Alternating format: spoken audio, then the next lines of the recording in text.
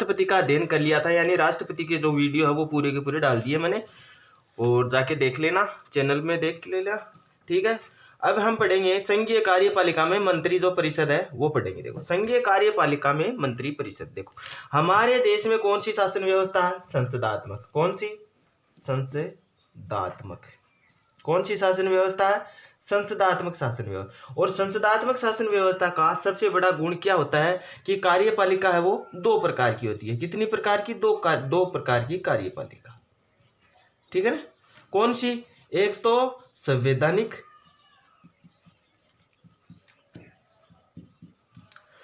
एक होती है वास्तविक। दो प्रकार की कार्यपालिका होती है, एक तो होती है संवैधानिक कार्यपालिका और एक होती है वास्तविक कार्यपालिका। तो संवैधानिक कार्यपालिका है वो हमारे देश में राष्ट्रपति है। क्या है? राष्ट्रपति है।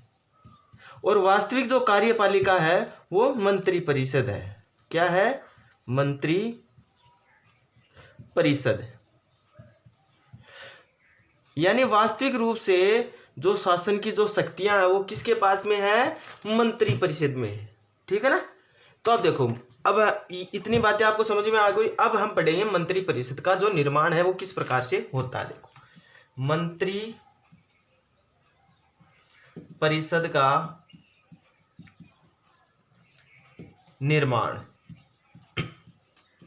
एक एक बातें देखेंगे, इतना ज्यादा हार्ड नहीं है। देखो भाई स्पष्ट है, देखो मंत्री परिषद का निर्माण है वो स्पष्ट है किसके द्वारा होता है, यानी राष्ट्रपति करता है। उसका निर्माण कैसे करता है? देखो एक अनुच्छेद है, अनुच्छेद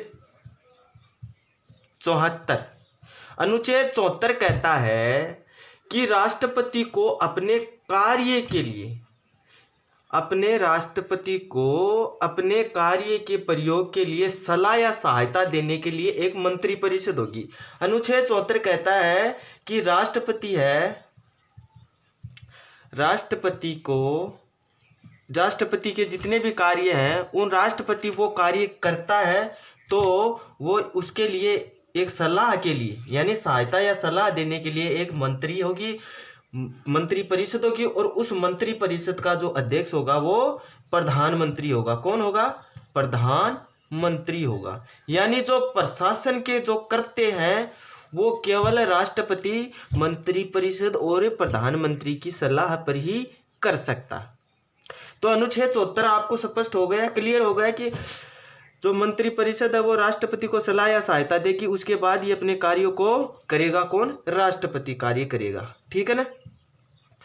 देखो अब हम देखो अनुच्छेद 75 यानी प्रधानमंत्री और मंत्री परिषद से संबंधित अनुच्छेद 75 आता है। देखो अनुच्छेद 75, अनुच्छेद 75 एक, अनुच्छेद 75 एक कहता है कि प्रधानमंत्री की जो नियुक्ति है वो कौन करेगा? राष्ट्रपति। प्रधानमंत्री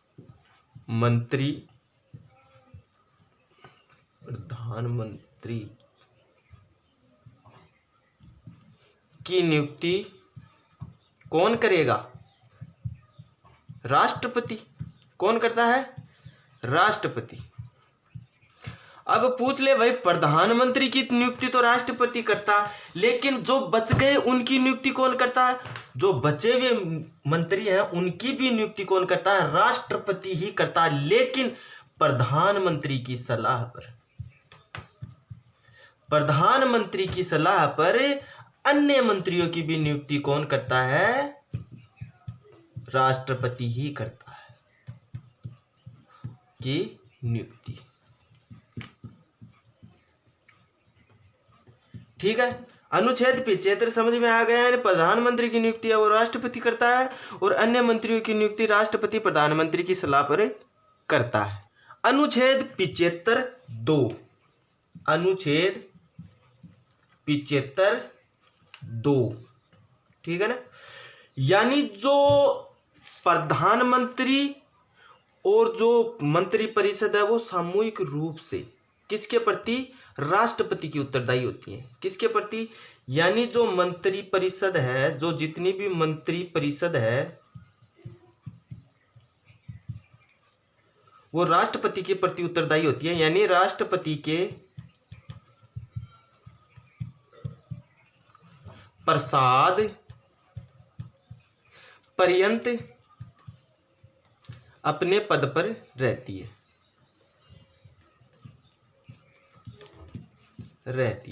ठीक है। तो अनुच्छेद 75(2) कहता है कि जो समस्त मंत्री परिषद है वो राष्ट्रपति के प्रसाद पर्यंत ही अपने पद पर रहती है। ठीक है ना। अनुच्छेद 75(3) तो अनुच्छेद 75(2) कहता है कि मंत्री परिषद है वो किसके प्रति उत्तरदायी है? राष्ट्रपति के प्रति उत्तरदायी, यानी राष्ट्रपति के प्रसाद पर्यंत रहती है। अनुच्छेद 75 कहता है समस्त जो मंत्री परिषद है वो लोकसभा के प्रति उत्तरदायी होती है। किसके प्रति? लोकसभा के प्रति। किसके प्रति होती है? लोकसभा के प्रति, यानी संसद का जो निचला सदन है उस लोकसभा के प्रति उत्तरदायी होती है, अनुच्छेद 75(3) के अनुसार। अनुच्छेद 75(4) प्रत्येक मंत्री अपने पद को धारण करने के बाद क्या करता है? राष्ट्रपति के सामने पद व गोपनीयता की शपथ लेता है। किसकी? पद व गोपनीयता की।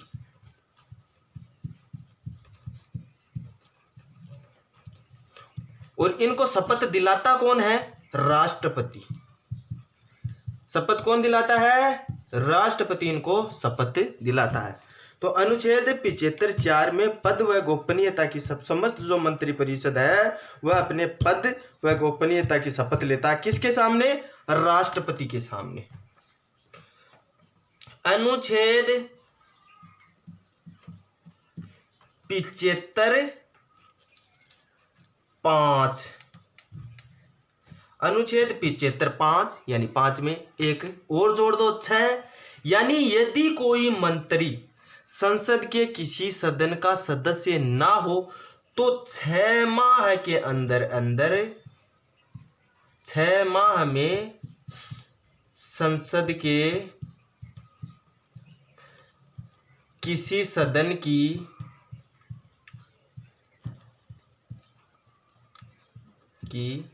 सदस्यता लेनी अनिवार्य है। सदस्यता लेनी जरूरी है, वरना अगर वो सदस्यता नहीं लेता है तो उसे अपना मंत्री पद से त्याग पत्र देना पड़ता है। त्याग पत्र देना पड़ता है। भाई ये थे जो प्रधानमंत्री थे उनसे संबंधित अनुच्छेद। अनुच्छेद 78 ये इसमें प्रधानमंत्री के या मंत्री परिषद के कर्तव्य हैं। भाई ये आगे बताएंगे। तो देखिए, तो बात समझ में यहाँ तक आ गई होंगी। यानी संघीय कार्यपालिका पढ़ रहे थे। संघीय कार्यपालिका में आज हम पढ़ रहे हैं मंत्री परिषद। मंत्री परिषद यानी हमारे देश में कौन सी शासन व्यवस्था है? संसदात्मक शासन व्यवस्था है। संसदात्मक शासन व्यवस्थाओं में कार्यपालिका कितने प्रकार की होती है? 2 प्रकार की होती है। एक तो होती है संवैधानिक कार्यपालिका, जिसका सर्वे सर्वा कौन है? राष्ट्रपति है, यानी नाम मात्र की भी कार्यपालिका इसे बोलते हैं। एक है वास्तविक कार्यपालिका, जिसका प्रयोग कौन करता है? प्रधानमंत्री एवं उसकी मंत्री परिषद करती है। मंत्री परिषद का निर्माण तो अनुच्छेद 74 में स्पष्टतः क्या कहा गया है? अनुच्छेद 74 में यह कहा गया है कि राष्ट्रपति अपने कर्तव्य या कार्यों को करने के लिए प्रधानमंत्री एवं मंत्री परिषद से सलाह लेगा। ठीक है। अनुच्छेद 75(1) क्या कहती है कि प्रधानमंत्री की नियुक्ति राष्ट्रपति द्वारा की जाएगी और अन्य मंत्रियों की जो नियुक्ति है वो प्रधानमंत्री की सलाह पर राष्ट्रपति द्वारा की जाएगी।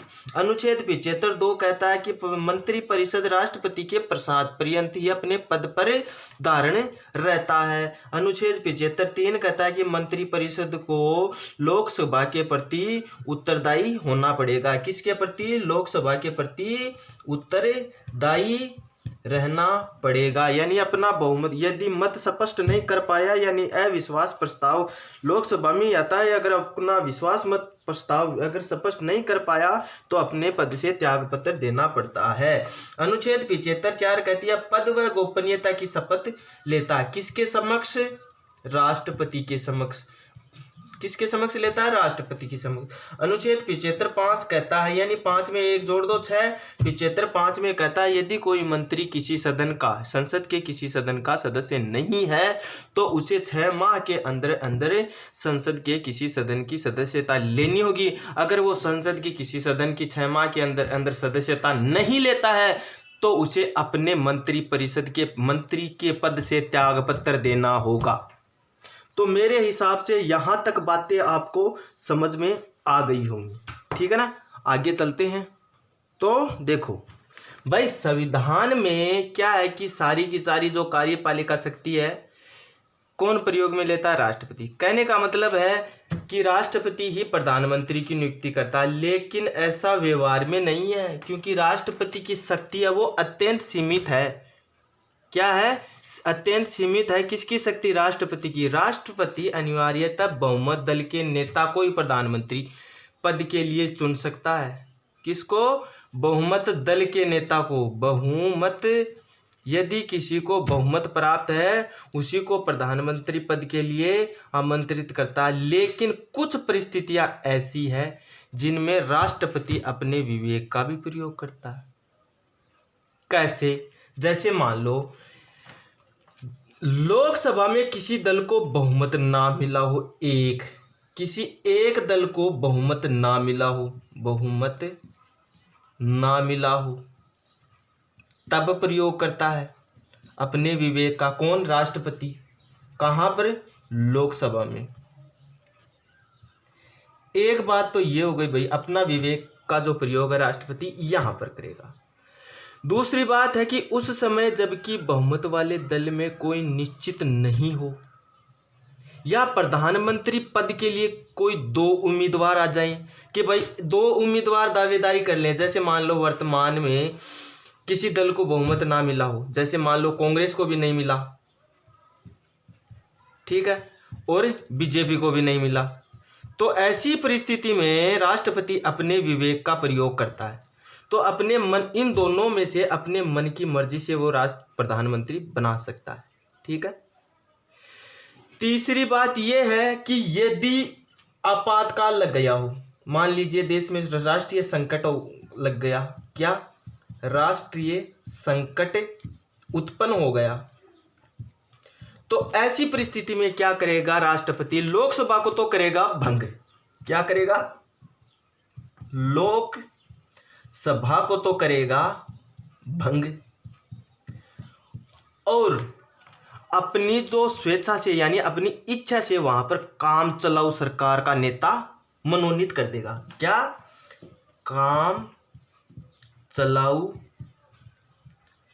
नेता मनोनीत कर देगा, जिससे सरकार चलती रहेगी, ठीक है ना।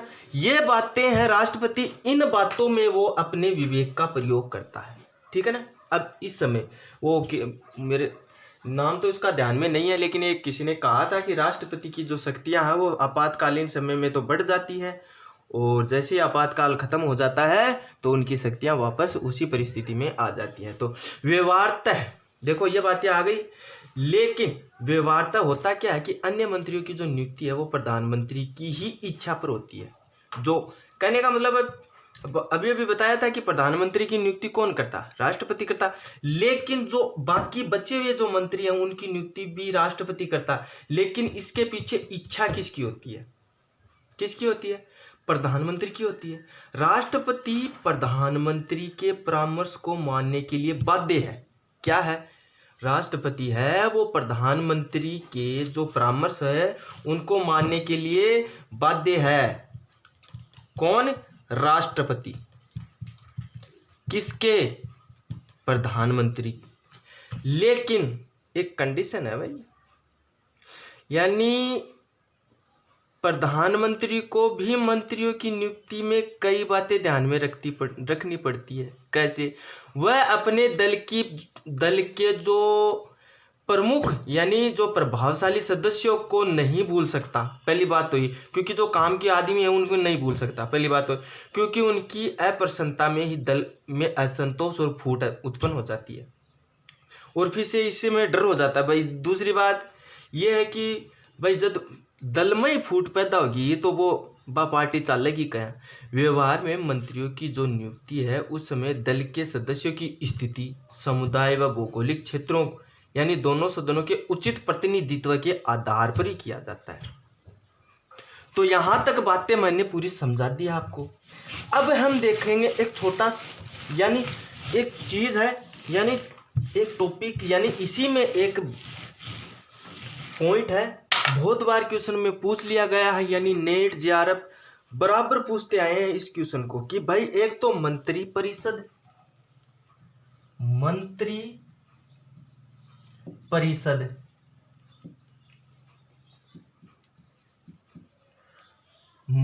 और मंत्रिमंडल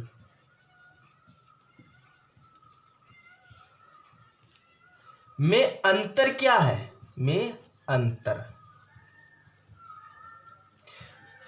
यानी मंत्री परिषद और मंत्रिमंडल में अंतर क्या है, ठीक है ना। ये दोनों यानी आपको वो सुना हुआ है कि समस्त मंत्रिमंडल मंत्री परिषद के सदस्य हो सकते हैं, लेकिन समस्त मंत्री परिषद के सदस्य हैं वो मंत्रिमंडल के सदस्य नहीं हो सकते। एक एक बातें देखेंगे। देखो, मंत्री परिषद में सारे सदस्य आ जाते हैं, यानी मंत्री परिषद में जितने भी मंत्री हैं वो सारे आ जाते हैं, यानी जो प्रशासनिक पद पर हों वो मंत्रिमंडल में आते हैं। यानी मंत्री परिषद में तो सारे के सारे मंत्री आ गए, और जो प्रशासनिक यानी जिनके पास बड़े बड़े पद हों, जैसे किसी प्रकार की जो संस्था जिनके पास हो, उसे मंत्रिमंडल में शामिल किया गया, ठीक है ना। एक तो मंत्री परिषद में तो सभी प्रकार के मंत्री आते हैं, यानी सारे जितने भी हैं, और मंत्रिमंडल में केवल प्रशासनिक जिनको संस्था दी हुई है, यानी महत्वपूर्ण पद वाले मंत्री, ठीक है ना। लाल बत्ती वाले, वो आजकल तो लाल बत्ती हटा दी, कर कोई बात नहीं, ठीक है ना। मंत्रिमंडल और मंत्री परिषद एक अंतर परिषद है, यानी जो मंत्रिमंडल है एक छोटी संस्था है और जो मंत्री परिषद की एक अंतर परिषद है, यानी इसी की एक छोटी संस्था है। कौन सी? मंत्रिमंडल। किसकी? मंत्री परिषद की छोटी संस्था है ये, ठीक है ना।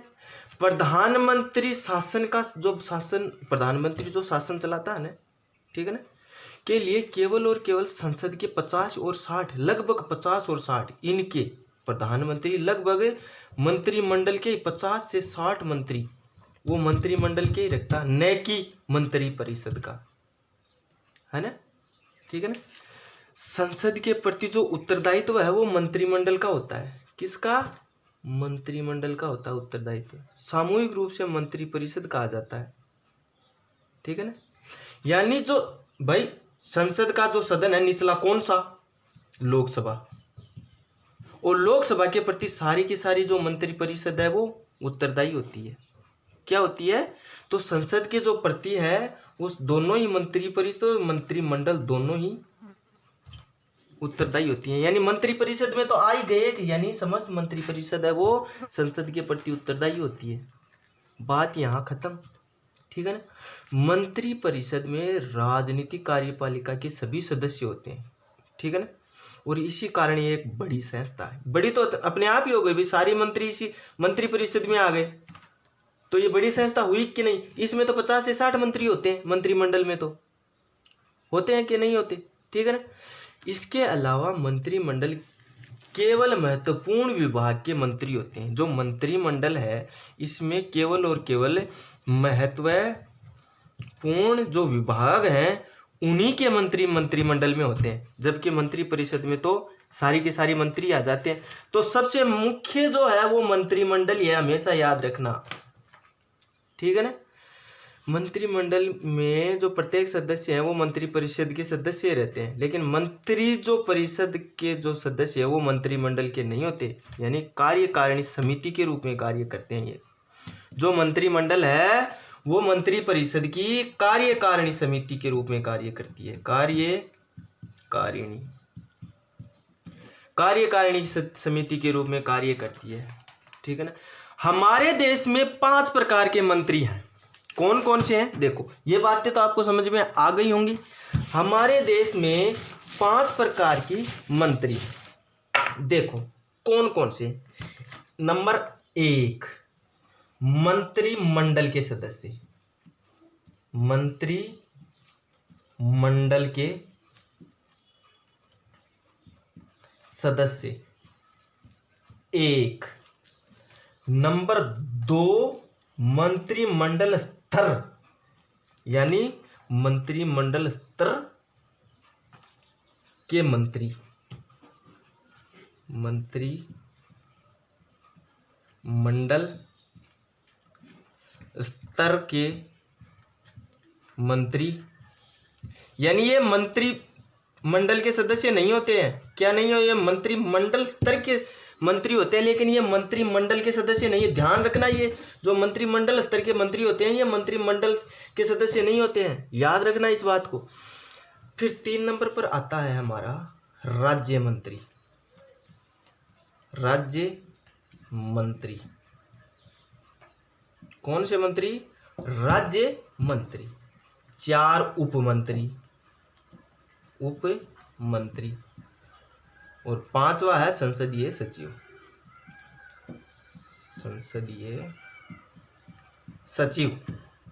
ये 5 प्रकार के मंत्री होते हैं हमारे यहाँ, ठीक है ना। और जो मंत्री, जो प्रथम स्तर के मंत्री होने, इन्हीं को मंत्री कहते हैं, यानी इनको कैबिनेट भी बुलाते हैं। कैबिनेट स्तर के मंत्री बोला जाता है इनको, ठीक है ना।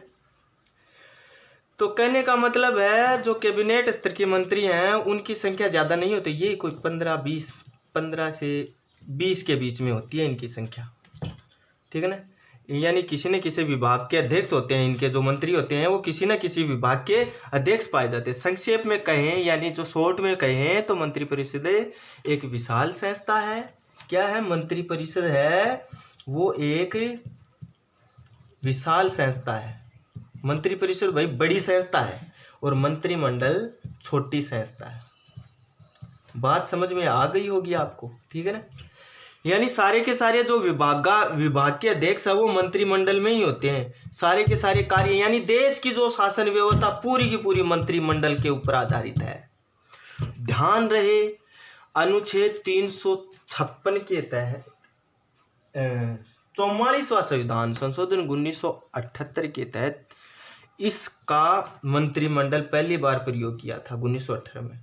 पहले मंत्रिमंडल, मूल संविधान में मंत्रिमंडल नाम नहीं है, ठीक है ना।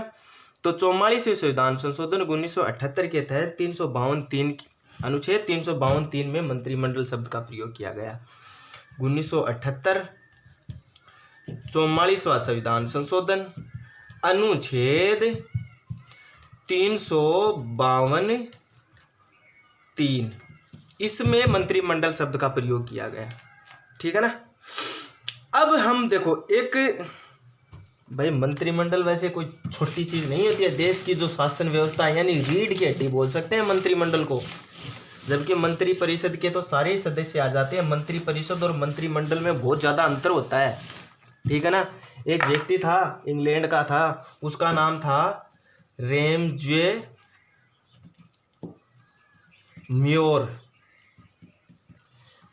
म्योर ने मंत्रिमंडल के बारे में कहा था कि मंत्रिमंडल मंत्री परिषद का हृदय है। क्या है? मंत्रिमंडल है वो मंत्री परिषद का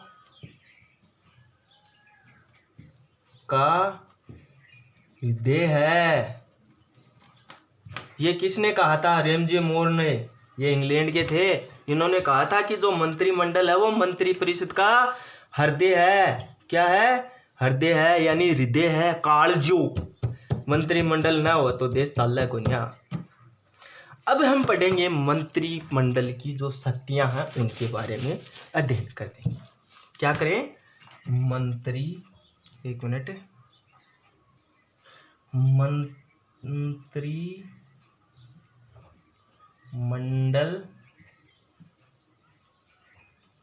की शक्तियां।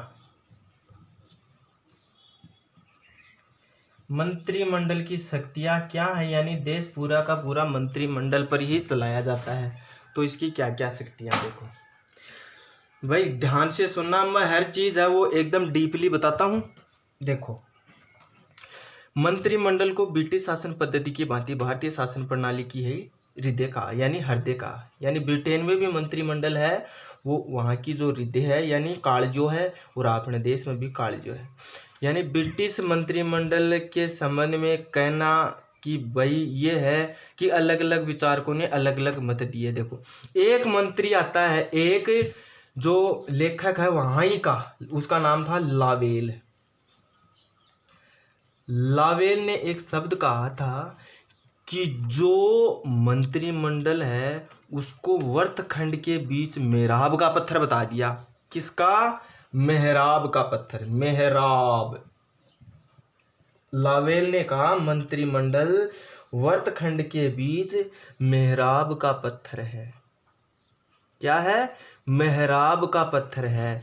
जॉन मेरियट ने तो दूरी बता दिया, यानी जो किसने? जॉन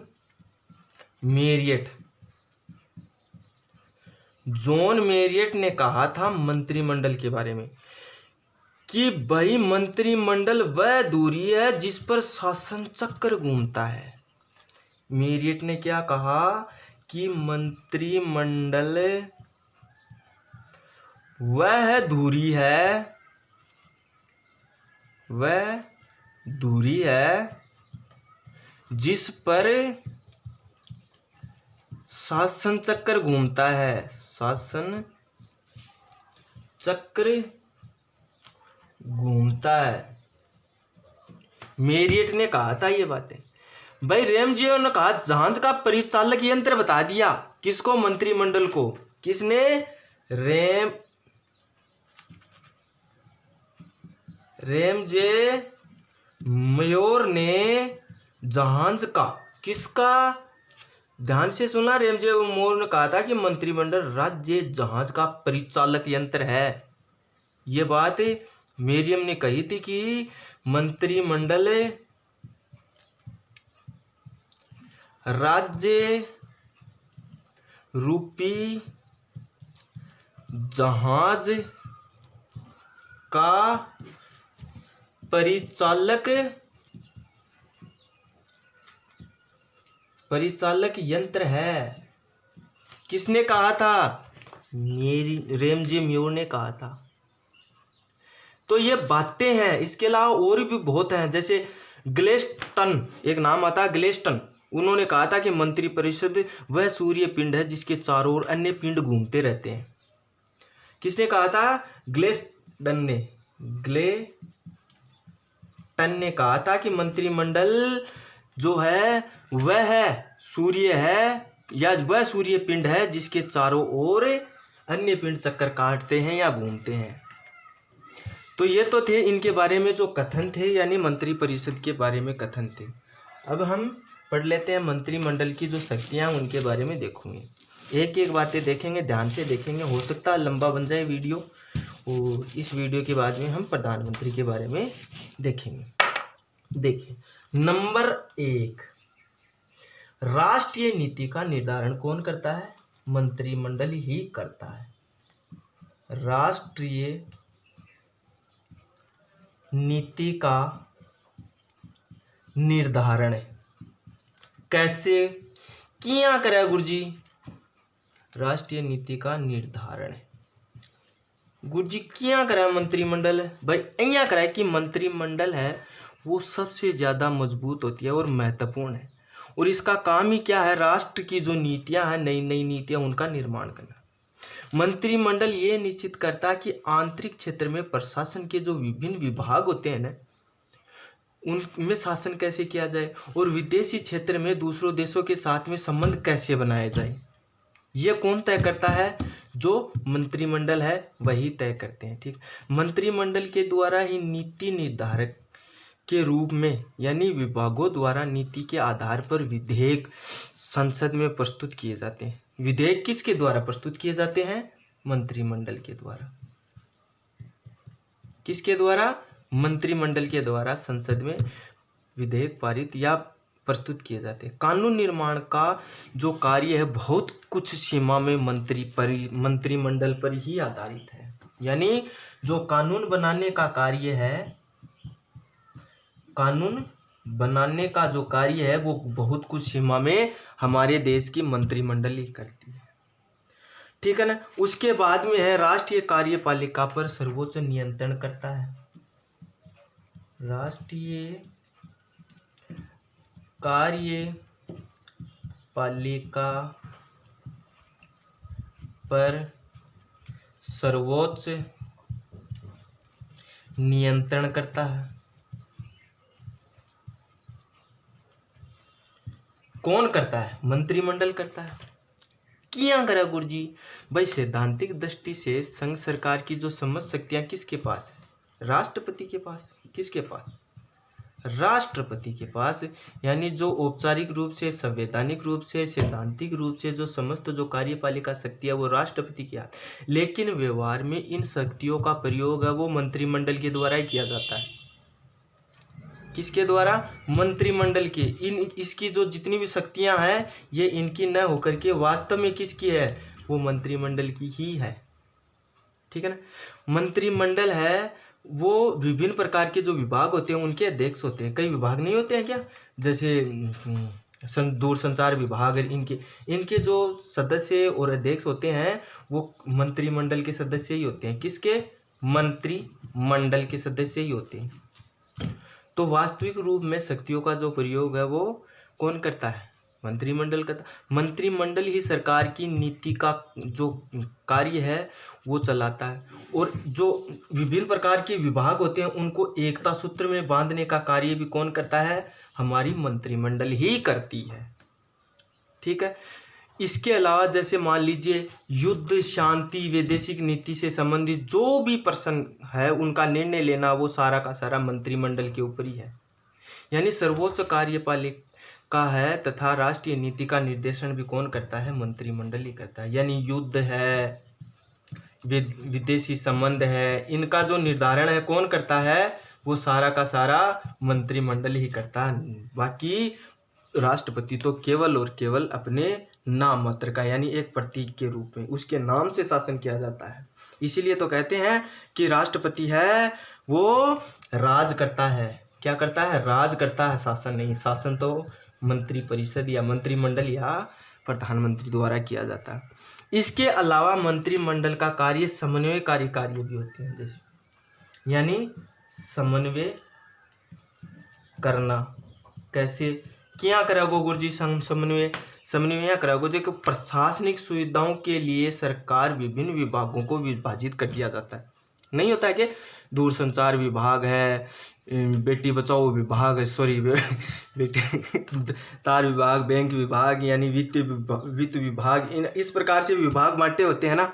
इन विभागों का जो वितरण है वो केवल किसके हाथ में होता है? मंत्रिमंडल के हाथ में।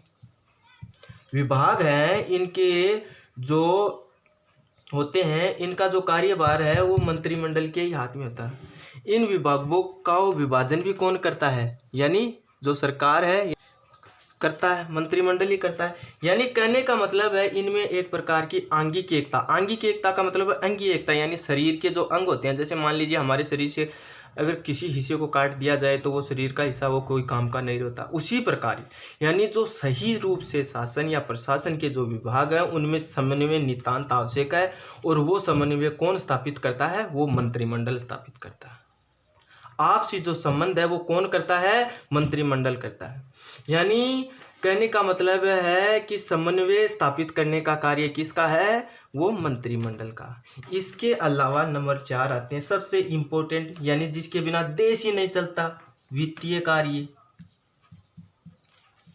वित्तीय कार्य किया गुरु जी बतासिया यहाँ की भाई देश की जो आर्थिक नीति का निर्धारण है उसका जो उत्तरदायित्व है वो मंत्रिमंडल को है।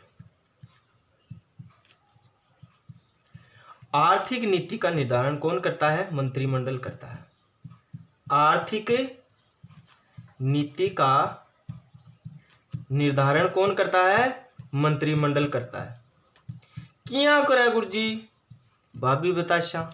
आर्थिक मंत्रिमंडल का जो निर्धारण है वो मंत्रिमंडल के नियंत्रण में होता है। बात एक समझ में आ गई?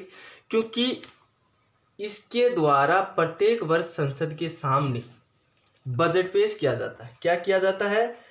आय व्यय का ब्यौरा यानी बजट प्रस्तुत किया जाता है।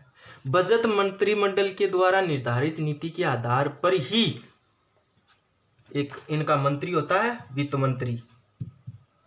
वित्त मंत्री रखता कौन? वित्त मंत्री रखता कहाँ पर? संसद। यानी समस्त जो मंत्रिमंडल है वो पहले तो बजट के बारे में नीति बनाएंगे, उसके बाद में उस बजट को है वो संसद में पेश कर देंगे। ठीक है। अन्य वित्त विधेयकों को भी मंत्रिमंडल है वो लोकसभा में पारित करते हैं। तो ध्यान रखना, जो लोकसभा में ही पारित होता कौन सा? वित्त विधेयक। और ये वित्त विधेयक कौन पारित करते हैं? मंत्रिमंडल के द्वारा ही पारित किए जाते हैं। यहां तक बात खत्म। अब अगली बात आती है हमारी, वो है कि भाई नियुक्ति संबंधी कार्य। पहले नियुक्ति बाद में देखें। पहले देखेंगे कि विदेशों में संबंध कैसे स्थापित करते हैं। नंबर 5, वैदेशिक संबंध। वैदेशिक संबंध। भाई विदेशों से जो संबंध रखने हैं वो किसके नियंत्रण में? मंत्रिमंडल के नियंत्रण में। किसके नियंत्रण में है? मंत्रिमंडल के नियंत्रण में। किसके नियंत्रण में होते हैं? मंत्रिमंडल। यानी मंत्रिमंडल में कौन होते हैं? कैबिनेट स्तर के मंत्री, कैबिनेट। और इन्हीं के नीचे ये सारी की सारी जो विदेशी संबंध है उन पर होता है। ठीक है ना? क्योंकि विदेशी राज्यों के जो अध्यक्ष या सरकार के साथ जो समस्त वार्ताएं होती है वो प्रधानमंत्री, विदेश मंत्री, किसी जनप्रतिनिधि द्वारा किया करवाता है। ठीक है ना? ज़्यादातर तो जो भी संधि या समझौते होते हैं वो संसद की अनुमति लेकर के, यानी संसद को सूचना देकर के प्रधानमंत्री ही करता है। यानी संसद की स्वीकृति लेता है और संधि और समझौता कर लेता है। ध्यान रहे, प्रधानमंत्री करता कौन? प्रधानमंत्री। लेकिन स्वीकृति लेनी पड़ती है संसद की। संसद की स्वीकृति लेने के बाद में जो भी विदेशी जो संधि और समझौते हैं वो करता है। तो ये बात भी किसके नियंत्रण में है? विदेशी संबंध भी हमारे देश की मंत्रिपरिषद यानी मंत्रिमंडल की, सॉरी। उसके बाद में 6 नंबर पर ले लेते हैं नियुक्ति संबंधी कार्य। नियुक्ति संबंधी कार्य। भाई नियुक्ति किस किस की नियुक्ति कौन करता है? इसका निर्धारण कौन करता है? हमारी मंत्रिपरिषद। हालांकि देखा जाए तो हम सोचते हैं कि भाई प्रधानमंत्री की नियुक्ति कौन करता है? राष्ट्रपति करता है। जितने भी पदाधिकारी हैं उनकी नियुक्ति कौन करता है? राष्ट्रपति करता है। लेकिन जो उच्च न्यायालय के न्यायाधीश है उनकी नियुक्ति कौन करता है? राष्ट्रपति। उच्च न्यायालय के न्यायाधीश की राष्ट्रपति। महाधिवक्ता की, महालेखा परीक्षक की, सेना के सेनापति की नियुक्ति ये कौन करता है? राष्ट्रपति करता है। लेकिन करता किसकी परामर्श से है? मंत्रिमंडल के। मंत्रिमंडल के जो परामर्श के बाद ही इन जो अधिकारी हैं इनकी नियुक्ति करता है राष्ट्रपति। तो वास्तव में इनकी नियुक्ति है वो कौन करता है? हमारे देश की जो मंत्रिमंडल है वो नियुक्ति करता है। जितने भी, जैसे मान ले उच्च न्यायालय के न्यायाधीश है, सर्वोच्च न्यायालय के न्यायाधीश है, नियंत्रण महालेखा परीक्षक है, सेना या सेनापतियों की नियुक्ति है, जो उच्च न्यायालय जो राष्ट्रपति वगैरह, उपराष्ट्रपति वगैरह, राज्यपाल, राज्यों के राज्यपाल, इनकी नियुक्ति करता तो राष्ट्रपति है। लेकिन किसकी सलाह पर? मंत्रिमंडल यानी मंत्रिमंडल, केंद्रीय मंत्रिमंडल की सलाह पर राष्ट्रपति करता है। इसके अलावा मंत्रिमंडल की जो बैठकें होती हैं उनके बारे में देखते हैं। नंबर 7, मंत्रिमंडल की बैठकें होना जरूरी है भाई। ठीक है ना? ध्यान से सुनना भाई। देखो मंत्रिमंडल की जो बैठक है उनके बारे में पढ़ रहे हैं। देखो मंत्रिमंडल की बैठकें प्रधानमंत्री की इच्छा पर होती है। एक बात तो ये, जो भी बैठकें होती हैं किसकी इच्छा पर होती है? प्रधानमंत्री की। किसकी इच्छा पर? प्रधानमंत्री की इच्छा के अनुसार ही होती है। प्रधानमंत्री के द्वारा ही इन बैठकों का कार्यक्रम निश्चित किया जाता है। किसके द्वारा? साधारणतः होता क्या है कि मंत्रिमंडल की बैठक की समाप्ति एक बार में होती है, लेकिन विशेष परिस्थिति में एक सप्ताह में एक बार भी बुलाई जा सकती है। यानी वैसे तो एक माह में एक बार बुलाई जाती है, लेकिन यदि स्टैंडिंग कमेटी बुलाई जाती हो, एक माह में एक बार बुला सकते हैं, लेकिन यदि स्टैंडिंग कमेटी बुलानी है तो सप्ताह में एक बार भी बुला सकते हैं। ठीक है ना, सप्ताह में एक बार भी बुलाई जा सकती है। बात समझ में आ गई। इन बैठकों के जो सभापति का स्थान है वो प्रधानमंत्री ही लेता है। जो बैठकें होती है उनकी सभापतित्व कौन करता है? प्रधानमंत्री करता है। स्पष्ट है, क्योंकि प्रधानमंत्री बहुमत दल के नेता, यानी बहुमत दल के नेता को प्रधानमंत्री बनाया, तो उनका अध्यक्ष भी कौन होगा, है ना।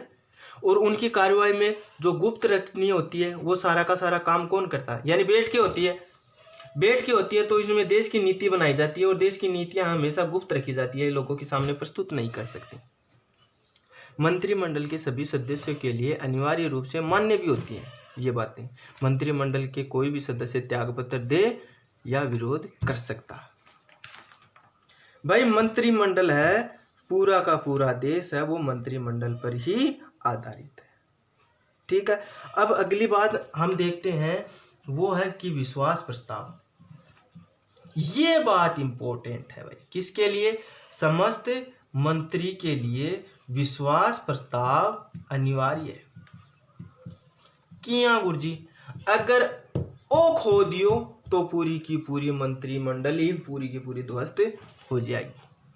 ठीक है, परंपरागत रूप से संसदीय व्यवस्था के अंतर्गत अविश्वास का प्रावधान किया गया, अविश्वास प्रस्ताव का प्रावधान किया गया। किसमें? हमारे संविधान। विश्वास मत और अविश्वास मत दो प्रकार के मत होते हैं। देखो, एक तो होता है विश्वास प्रस्ताव,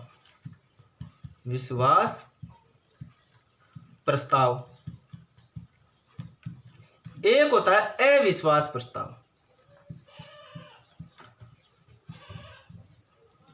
प्रस्ताव। यानी विश्वास प्रस्ताव तो लाया जाता है खुद की ओर से, यानी जिस दल की सरकार है उसकी ओर से, यानी खुद। जैसे मान लो वर्तमान में यदि विश्वास प्रस्ताव लाना है संसद में तो कौन लाएगा? बीजेपी की सरकार है तो बीजेपी लेके आएगी। अविश्वास प्रस्ताव लेके आते हैं विपरीत की पार्टी। ठीक है ना, यानी दोनों में ही यदि सरकार की हार है तो सरकार क्या हो जाती है? गिर जाती है। क्या हो जाती है? गिर जाती है। ठीक है ना। देखो कैसे, देखो भाई सीधी सी बात है, यदि संसद में, यानी संसद का जो निचला सदन है लोकसभा, मंत्रिमंडल अपना विश्वास प्रस्ताव पारित करना होता है, यानी उसमें अगर विश्वास मत पूरा है तो सरकार कायम रहेगी। यदि वह अपना विश्वास मत प्राप्त नहीं करी तो उसे अपने पद से त्यागपत्र देना होगा और चुनाव दोबारा होंगे। बात स्पष्ट। तो ये मंत्रिमंडल की शक्तियां थी, इनको मैंने एकदम विस्तार से पढ़ाया। हालांकि कुछ गलतियां हो सकती हैं, क्योंकि ज़्यादातर तो गलतियां मेरे लिखने में होती है और कई बार हो जाती हैं गलतियां, तो उसके लिए सॉरी।